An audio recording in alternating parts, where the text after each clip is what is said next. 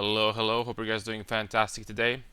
Another day, another video, but I guess that's what happens when every day you find out, figure out something new, something else. So I've been progressing my character, and I've been getting some upgrades there and there. For example, I switched to Avatar of Fire, and I have like a very low physical damage weapons, but I changed to two-handers now.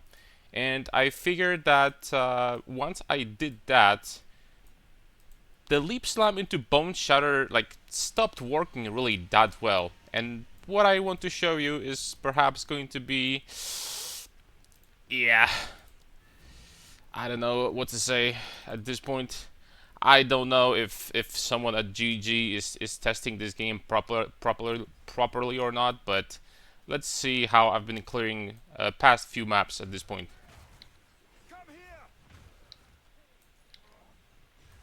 Yep, that's exactly what we've been doing at this point. I don't even bone shatter anymore. What I did instead is I invested even further into area of effect, and I've been clearing maps with leap slam at this point because why the hell not? The AoE is screen wide. Rare monsters die in one hit, two hits sometimes. If there is like a rare monster with extra modifiers or something like that, I'm just going to leap a few more times. Or if there is a really tanky target, I'm just going to perfect strike them, and that's it. And this is with absolutely meme weapons that I bought yesterday for like, I don't know, 20 exalts both. They have basically no damage. I can tell you from experience right now that I could easily triple my damage still, to the point where every monster in tier whatever, what is the max tier, tier 18 maps is going to die instantly, right? Including rares. And already pretty much everything apart from rares die instantly, and it doesn't really matter because the AoE is so big that if the rare doesn't die after one leap slam, then it's going to die after the second. So it's not like the rares will chase you. The monsters are really fast in this game, so they will keep on chasing you and they will die eventually anyway.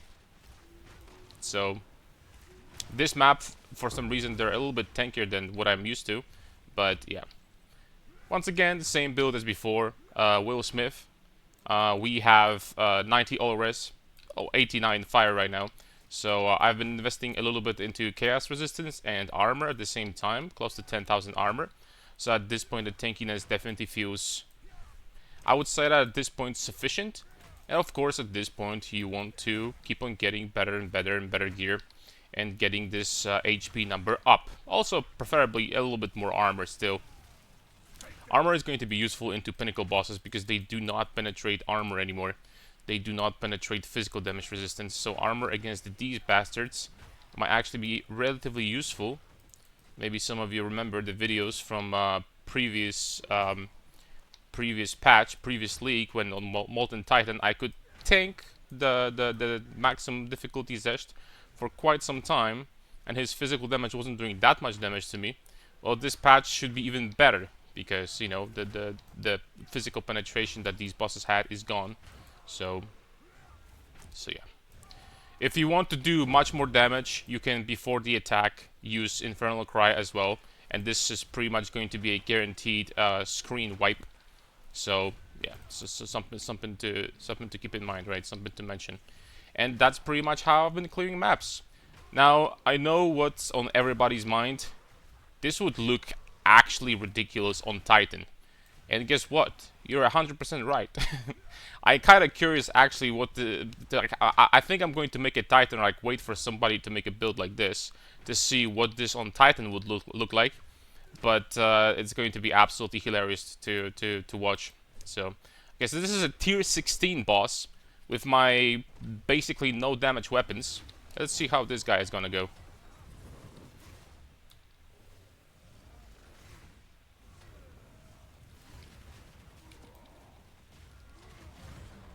Yep, that's a tier 16 boss.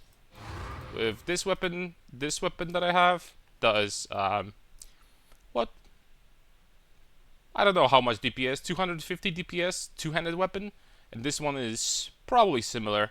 That one's even worse because it has cold damage. So this cold gets converted to fire at 75% efficiency, so it's not that good. So yeah, with these weapons, that's how much damage you can have. Like level 87, so obviously level is like, you know, could get much more damage from levels and unique jewels, stuff like that, blah blah blah blah blah.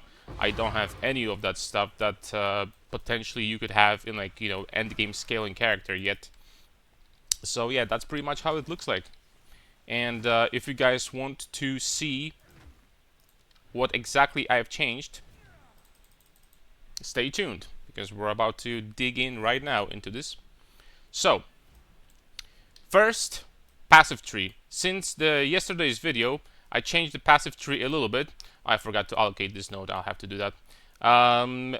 First of all, I invested into this two-handed cluster over here for even more area. I have additional area over here. All of that to make sure that the clear is pretty much my AoEs like screen wide, so I don't have to worry about, you know, like, you know, monsters like, you know, not getting killed. And like, it's important on slow skills like this to make sure that area is big enough so that you don't have any leftovers, if you know what I mean. So extra area over here. I swapped into Giant's Blood and Avatar of Fire at this point. Avatar of Fire because, generally speaking, the good idea to swap to Avatar of Fire is when you have enough fire penetration in your equipment, which I do, and on your passive tree, which I do because I have 50% fire pen from here, 9% here from the jewel. Soon I'm going to get another jewel. Excuse me, 9% here, 6% here. This one could get, you know, better. So at this point, I have enough fire penetration that allocating Avatar of Fire is actually worth it. You know, I have only fire damage. On top of that, I definitely need to start using the curse, because it makes absolutely no sense not to use curse. So like something like solar orb with like curse over here, and solar orb with like rage generation, stuff like that. I could still do probably, I could pretty much one-shot this boss. So like it's just because I'm lazy right now, right? And I didn't spec into this yet. But I'm pretty sure I could like one-shot a tier 16 boss at this point with these weapons. They're like pretty much zero damage weapons. Of course, the reason why I'm doing so much damage is because these weapons, I sacrifice damage for +2 all melee skills on both of them, and elemental damage with attacks.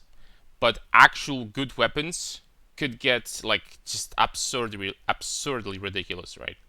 Like the damage would be like just from the weapons themselves could be at least 2.5 times higher, just from the weapons, nothing else. And of course, then we have levels, we have gear, we have all that stuff that would increase the damage even further. So you know, 6 link on perfect strike. I'm sitting on the 5 link currently. Level 20 perfect strike. It's without quality also. The leap slam is without quality, so you know, it's just leap slam quality doesn't really do much, but you know, it just goes on and on. So that, yeah, that's pretty much changes. These are the changes when it comes to passive tree. When it comes to items, swap to two-handers, because you're supposed to swap to two-handers when you have enough strength. I did my last ultimatum for remaining 2 points, so I'm like fully ascended now. It was very easy. On level 75, the ultimatum boss has like 1,000,000 HP. He literally died in 2 perfect strikes, so there was no fighting. And I allocated increased maximum life and increased strength. So at this point, my life is going to start going up pretty quickly. Also, I swapped to Zov's Blood Amulet, as I mentioned before. Once you swap to Avatar of Fire, this amulet is fantastic. Good damage boosts, very cheap, a very decent amount of life. On top of that, fire resistance, which is like perfect. It's hard to imagine like an amulet better than this one, right? Of course, you could get some insane amulets later on for dozens of divines with life, percent life, +2 melee skills, and so on, etc. Strength, and so on. But, you know, good luck getting these, basically, is what I'm trying to say.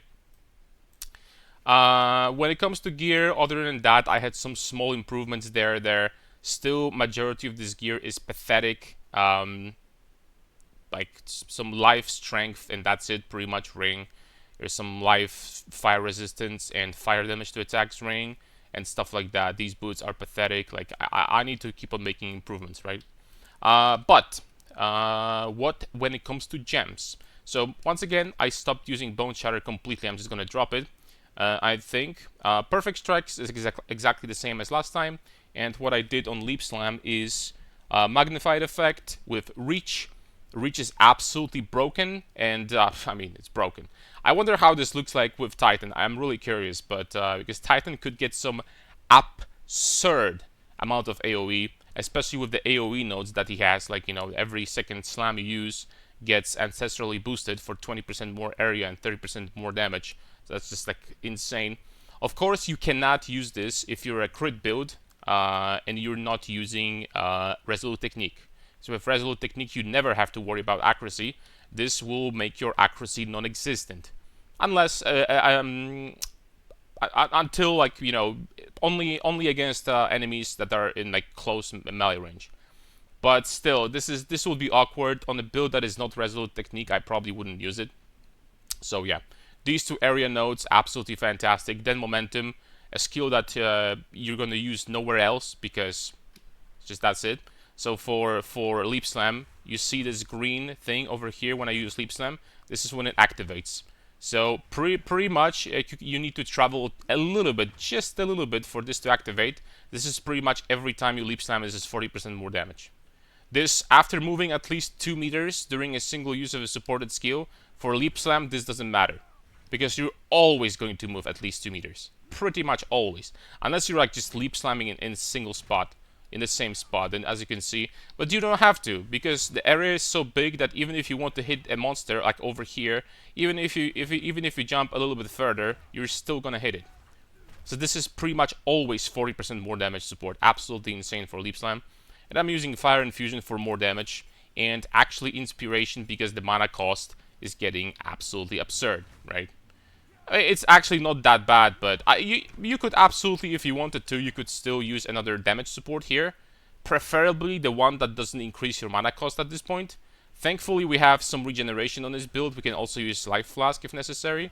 And while clearing, this life loss is not really going to be visible because we regenerate a life very quickly after we kill monsters. But Inspiration, you can use another damage support for even more damage.